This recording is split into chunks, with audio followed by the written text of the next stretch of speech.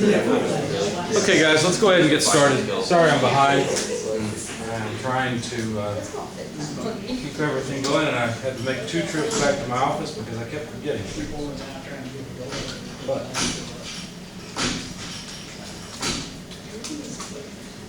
go ahead and go into Brightspace. In Brightspace, I have added a new learning module. I hope to get into it today, but I'm not sure that I will.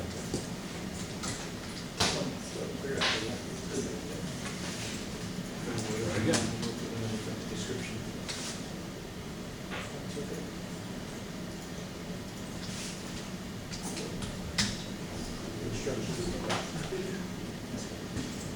There we go. So if you look, you'll see a bearing module has been added. Go into the content.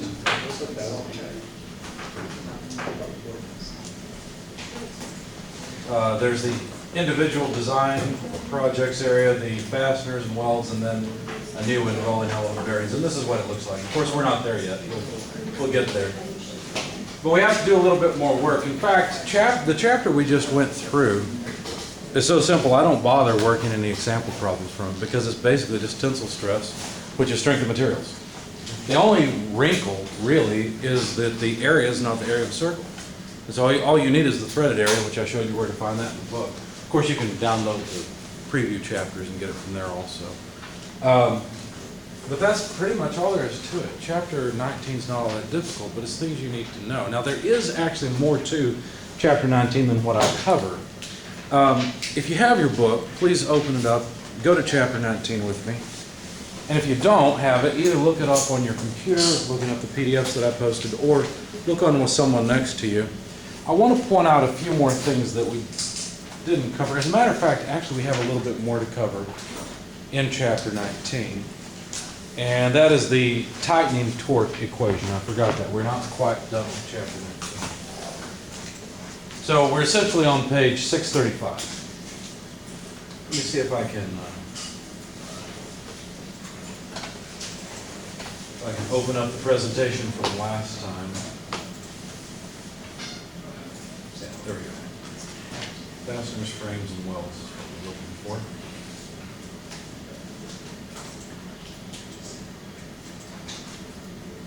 Got it?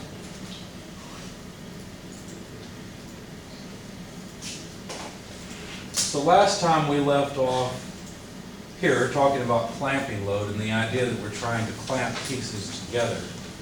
And then I didn't get the chance to go to this equation. Now this equation is a simple equation. You'll see it on page 635. It's equation 19.3.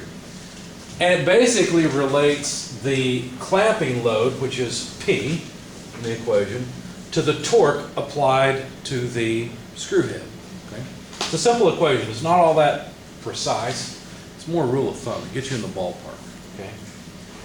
Now, K is a friction coefficient that determines, or is determined by whether the threads are lubricated or dry. If the threads are lubricated, they'll slip better. If you think about the reason that fasteners don't back out, it's because they're basically a wedge, and friction holds them in place, friction between the threads. But if the threads are lubricated, well then it's going to take less torque to generate the same clamping load, and so you increase the friction coefficient a little bit. Now, here's where those of you that like physics first principle stuff will be a little bit uncomfortable, because you'll say, well, what's this 0.15 versus 0.2?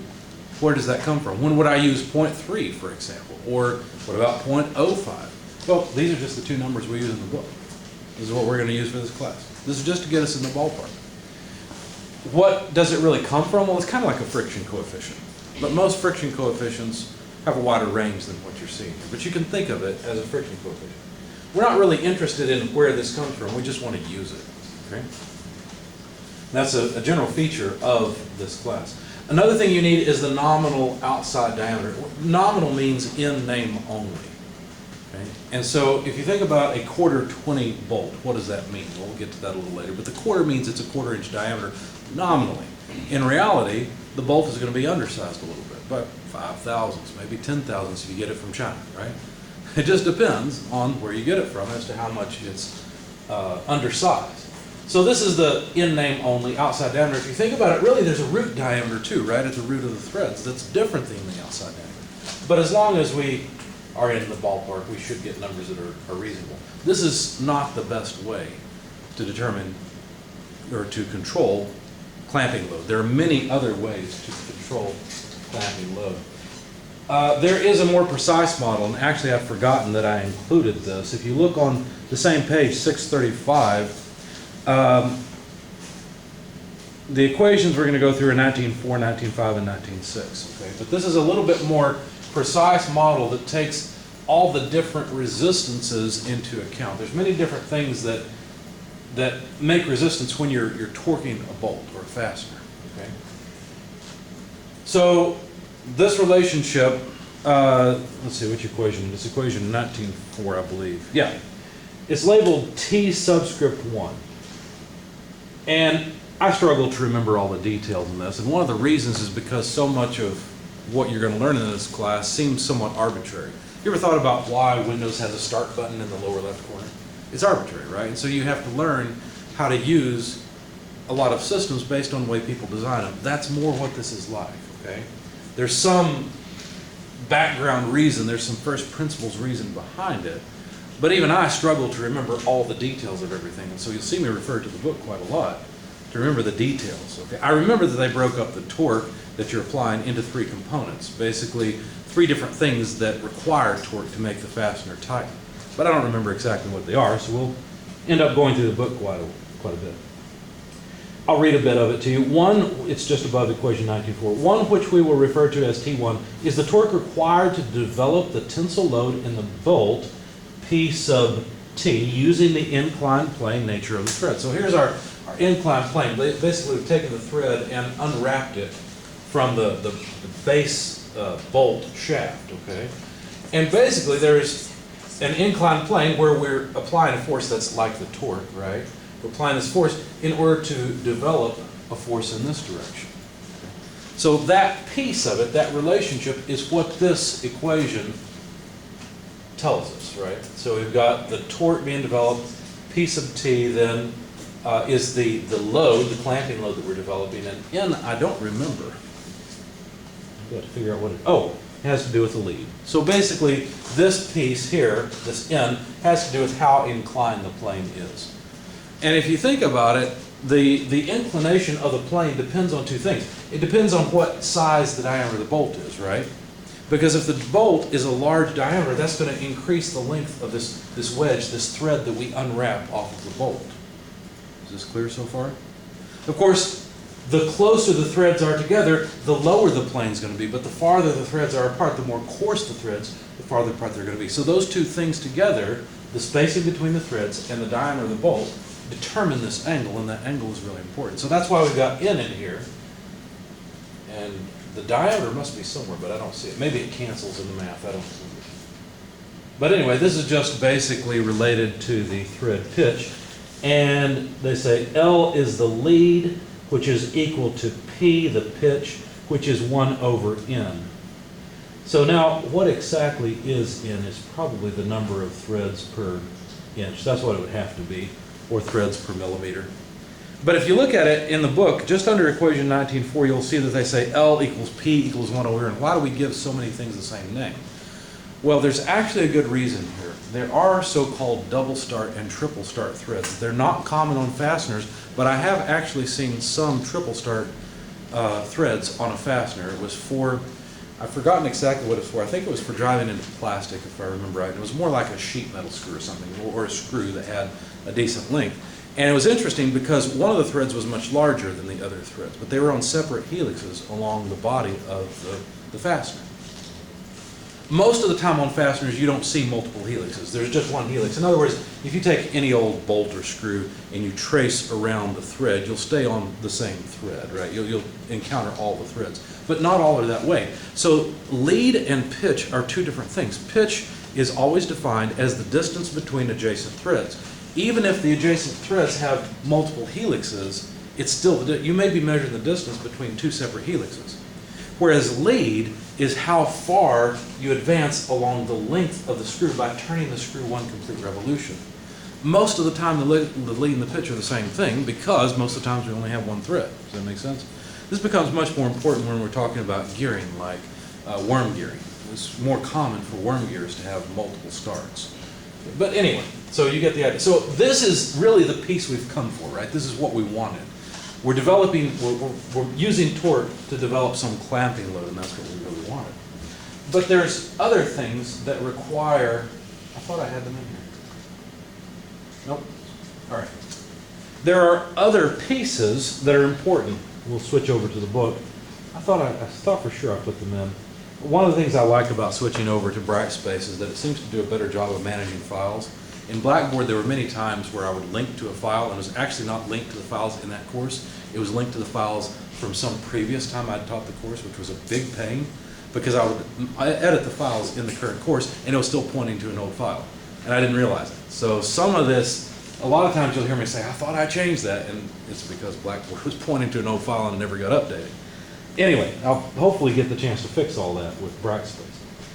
But there are two other pieces. In fact, we'll read some of this associated with equation 19.5. It says, the second component of the torque T2 is that required to overcome friction between the mating threads. Well, that makes sense, right? I mean, when the mating threads are sliding past one another, there's going to be some friction, therefore there will be frictional torque.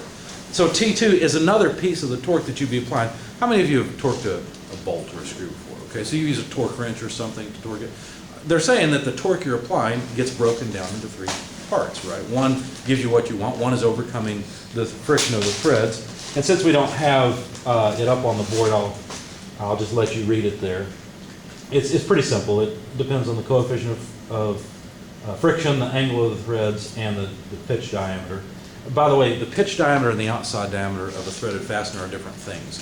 If we go back to the threads slide I had, you can understand it easily. The pitch diameter is the diameter from the center line of the fastener to the midpoint of the threads, whereas the outside diameter is twice the distance from the center line to the crest of the thread. Okay, so those are different things, and each equation will require whatever it's based on. You just use the right thing and you're good to go. But anyway, the second equation, 19.5, depends on the pitch diameter of the thread, the coefficient of friction, and essentially the angle, the thread angle, or half the thread angle. Now, be careful, half the thread angle, what we're talking about there, is not so much the thread pitch. I may have said that I'm wrong if I did. It's really not this angle, but that angle. Does that make sense? What? So half the thread angle. Say again. It's not this angle when you're talking about the thread angle, it's this, half of it. Okay, gotcha. Okay. So half the name of this is thread angle, but we're using half the thread angle in the equation. Okay. So that's equation 19.5. Let me go back. So I'm sorry I don't have all these equations on the board or in the presentation, but there's a third component which is described by equation 19.6. It says the third component of the torque T3 is the friction between the underside of the head of the bolt or nut and the clamped surface. So if you think about what a fastener does, there's always a head on the fastener that pulls down on the material to be clamped together, right? So when that fastener comes into contact, which it has to in order to push down on the upper material, there's going to be friction on the underside of the bolt head or screw head or whatever it happens to be. This friction force is assumed to act at the middle of the friction surface and is computed from, here they've got the major diameter of the bolt, B is the outside diameter of the friction surface. What the heck are they talking about here? Well, unfortunately, I'm going to have to move this screen in order to make this clear. I thought I had put all this in the slides. So I apologize to those of you watching the video that you have to wait for this, but the idea is pretty straightforward. If you think about the underside, imagine the underside of the head of a bolt, okay? I don't know if you guys have ever noticed this, but a lot of bolts are set up so that the underside, even if it's a hex-headed bolt, a lot of them are made so that the friction surface that interacts with the clamped material is actually an annular region. So this section would be the body of the bolt that extends out. But the underside of the head of the bolt, this area, is like a donut shape. And even if it's not made with this feature, almost always the head of the bolt angles a bit, right? So you end up with a round annular region anyway. So what they're talking about, they're saying we're assuming that the friction load acts at the center. In other words, the friction load is not here, it's not here, it's between the two, you see? And so now you can calculate a frictional torque based on this distance and this frictional force, okay? So that's what they're talking about when they give us equation 19.6. That's why they need B, the outside diameter of the friction surface on the underside head of the bolt. So they're saying, look, we need this distance. That is B. Because how are you going to calculate this frictional torque unless you know what this surface looks like? You see? We've already got the base diameter of the bolt. That's no problem. This is the OD of the bolt, right? So we've got the inner radius or inner diameter of the annular region defined. We just need the outer diameter defined so that we can locate where this friction force is and therefore talk about the torque in the equation. Does that make sense? So that's what's going on here. That's why they need D plus B. And then the factor of 4 is to compute this distance effectively. Excuse me.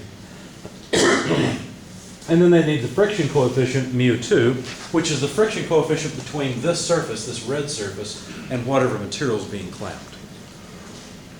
And then, of course, they've got PT, which is, that was defined before, it's the tensile load in the bolt. Okay? So then the total torque, equation 19.7, is just the sum of those three. Okay, so this is a more precise method of modeling what the torque is doing in the bolt. Okay. Now, that's not the only thing to talk about in terms of bolts and clamping. Bolts have to be kept tight. And the reason for that, if you think about it, is pretty obvious. Your goal with a bolt or a screw or whatever it is to clamp two things together. So there's always an interface here. Now, as you tighten down the bolt, just assuming that it causes a clamping force fairly equally, which is not true, but let's just talk that way for a minute. There's going to be load between the material, right? Now, why do we need to clamp material together in the first place? Well, there's a couple different reasons. One might be that there's forces on these materials tending to pull them apart this way. The other is that they might tend to slip this way otherwise. Does that make sense? So either sort of a shearing motion or a tensile type motion. Those are the two things that we want to avoid when we're clamping pieces together. The purpose of a bolt is typically to keep two things from moving relative to one another. Now, if there are external forces going this way, we're using the wrong design methodology. That's the next chapter, okay? That's shear loading in the bolts. All we're interested in this chapter, chapter 19, is loads tending to try and separate the material, okay? So, if we applied a clamping load from the bolt, then let's just say, I don't know, let's make up some numbers. Let's say there's 10 pounds of force holding this material together. That's what the bolt is developing. Let's say an external load comes and applies 5 pounds of force to try and separate the two. Okay? What happens to the bolt in that case? Well, there's already, if there's 10 pounds in the bolt, then there's 10 pounds between these two pieces, right?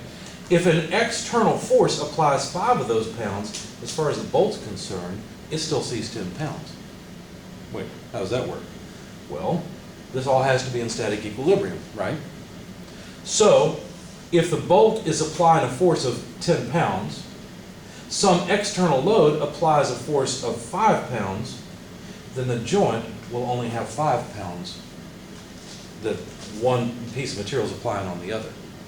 And what's nice about that is you can actually make the bolt essentially not see a varying load. This is really important. Anybody ever rebuild an engine on a car? 1, 2, 3? Okay. Well, let me give you a quick primer on rebuilding engines. In fact, rather than drawing things on the board, let's see if we can find some pictures that will help us online.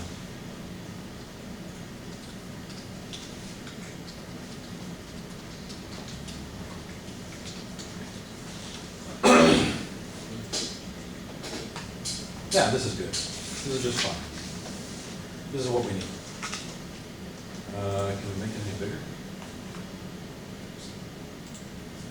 Nope, I guess not. This is good enough. Okay, so this is called the block, and this is the cylinder head. And basically, in modern engines, the cylinder head typically has an overhead cam. So you've got a cam that actuates the valves. None of that really matters to you. What matters is that the pistons ride up and down in these cylinders and generate a whole lot of pressure, which is applied to the underside of the head. If you're in, was it 220 or 320? One of the two classes, I've got a video where they're really revving an engine. They've got a turbocharger on it and they overboost the engine. In fact, they put so much pressure in the engine that the cylinder head literally blows off the top. Of course, the engine stops running at that point. Okay? It was in a test bed where they had an engine test cell.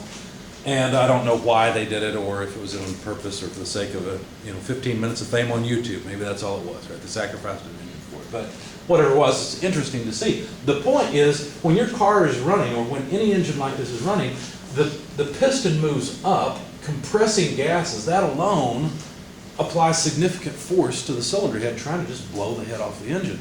But not only that, then we put some fuel in there, right? And we light it up, and the pressure goes up even farther. So now you're really trying to push the head off. You know why heads don't fly off of engines most of the time? Because there are bolts holding them in, right? They're cylinder head bolts. Typically, a cylinder will have 4 bolts around it.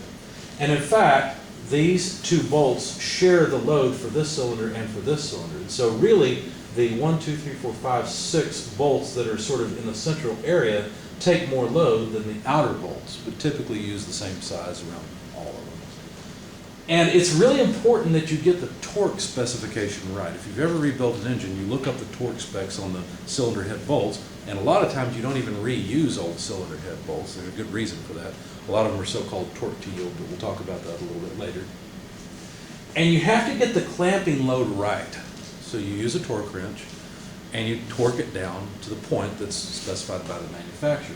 Why is this so important? Well, number one, we don't want the cylinder head gasket to leak, right? You don't want the head to come off the engine.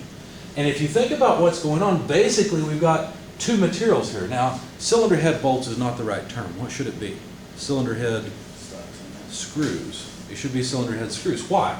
Well, because we're running a fastener through whose threads are in the material being clamped. So technically, from an engineer standpoint, these are cylinder head screws, not cylinder head bolts, but they're called cylinder head bolts. So why fight that?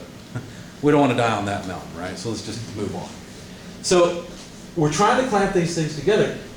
The load on the underside of the head from just one piston varies, right? Sometimes the load is fairly high, sometimes it's essentially nothing. So we've got this varying load. Now, you all have been through strength of materials with me, right? What do you call a varying load? It is a fatigue load, isn't it? Right? Do you think that the metal that the engine is made up of is special, or can it fatigue? It can fatigue, right? What if the cylinder head bolts, what if the load in the cylinder head bolts varied? What if it varied a lot? What would happen to the bolts? It would fail, right? That'd be awful. You wouldn't want that to happen. You'd be going down the road for 20 miles and your cylinder head bolts would break every time, because there's actually quite a few cycles of the piston moving up and down in the cylinder, applying and releasing the load over and over and over again. That's one of the reasons it's so important to torque the cylinder head bolts down properly so that they don't see a varying load. Okay? You don't want the cylinder head bolt load to vary due to the engine running. And if you apply enough load in the bolt, it won't, right? What'll happen is, since you clamp down the bolt and it can't really go anywhere, what keeps the head in equilibrium since there's so much force? Well, there's force from the block on the underside of the cylinder holding it in equilibrium, right? And what happens when the gases in the piston or above the piston start to push on the cylinder, now the block doesn't have to push on the cylinder quite as much to maintain static equilibrium. But guess what? The bolts don't see any change, because the bolts are applying the same amount of force down on the cylinder head regardless of all that. So that's why it's so important. Anyway, that principle is easy to illustrate when you think about an engine. But the idea is that you really want the bolts to be tight so that they don't fatigue, so that they don't back out, right? So that, for multiple reasons. So if you have a nice stiff connection, properly torqued bolts, the bolts will see little of the external load variation. I should add the word variation. But if you have a gasket connection or loose bolts where there's, and I don't mean a gasket like the typical cylinder head gasket. If you look at a cylinder head gasket, most of the time they're fairly hard things and you squish them down anyway, and they don't really give much, okay? But if you have a loose gasket, and what I mean by a gasket is something that's soft, a foam or something, which you wouldn't use on a cylinder head. If you have that or loose bolts, then what will happen is the bolts will see most of the varying external load, and that can cause fatigue if there's a lot of cycles. So that's why you want to avoid it. All right, there are other methods of bolt tightening besides torque. There's the so-called turn of the nut method. What does that mean? Well, I actually have a link here, but I don't remember what it goes to. Let's find out. It's an installation data sheet. It's a PDF. I thought it might be a video and it might wake you up, but I guess not. And for whatever reason, Chrome doesn't seem to be working very well. So I'm going to just close it immediately, copy the URL and put it into Firefox.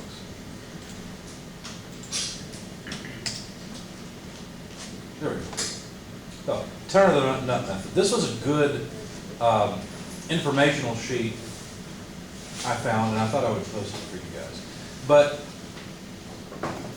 I can give you a quick synopsis of the idea of the turn of the nut method. The idea is that if you think about it, if you have a fastener and you turn that fastener one complete rotation, how far do the threads have to move? One pitch, right? Whatever the distance is between the helix and the pitch, if you turn a nut, or you turn a nut or a bolt or a screw, one complete revolution, it has to advance into the material by one pitch. Okay, that's all well and good. What if the head of the fastener is already held? What if, let me go back a slide. Let's say we want to turn this nut. The head's already against the clamping material. The material's already clamped together. It can't move anymore. What if we turn this nut one whole complete revolution? Well, that means this section of the bolt has to advance by one thread pitch, whatever the distance is between adjacent threads. It has to move that much, right? But this point can't move. So what happens to the body? It's stretched by one thread pitch in that case. Now that may be excessive. You may break the bolt in the process, but you don't have to turn a complete revolution. You can turn a quarter revolution. And if you turn a quarter revolution, then this part of the bolt has to advance by a quarter of the pitch. So you can control fairly precisely how much stretch you put in the bolt. And if you can control the material that the bolt is made of, and you remain outside of the yield point, you can actually tighten the bolt and control the torque just by saying, okay, get it snug, and then tighten it down a quarter turn. You can control how much clamping load there is because you know the diameter of the bolt, you know the elastic modulus of the material it's made out of, so this is just a strength of materials problem. If we pull this point by a delta of so much, in other words, if we stretch the bolt by so much, how much force is in this column, essentially? It's pretty easy to figure out. So that's the turn of the nut method. There are many others that I'm not as familiar with. There are tension control bolting methods, and I think Huck was the manufacturer I found that did this. But the idea is that you can have a fastener where you're turning it based on a spline end here, and the size here, there's a sort of an indent that's precisely controlled. So what you do is you hold the nut with one tool and prevent it from rotation, and you turn the fastener on the back side. And once you get to the prescribed torque that the fastener is designed to fail at, or this jointed, the splines just pop off. It breaks off and you're done. You know that it's torqued to whatever that section is designed to break it. So again, these are more expensive fasteners. You're not going to go down to Lowe's or Home Depot or Orson's and find these on the shelf, okay? They're just not there. These are special fasteners that would be a little more expensive, but in the case where controlling torque is critical, they might be worth the money. Well, actually, on toilet bowl plastic, when we mount the toilet bowl to the flange on the thing, it has those Huck things that really break off. I did not know that. Okay. You know what? Actually, I think I did remember seeing. Because I think I had to do tighten that it too much, you break the porcelain, right? Right, right. So you want it to break off before it breaks. And now, usually aren't those nuts nylon?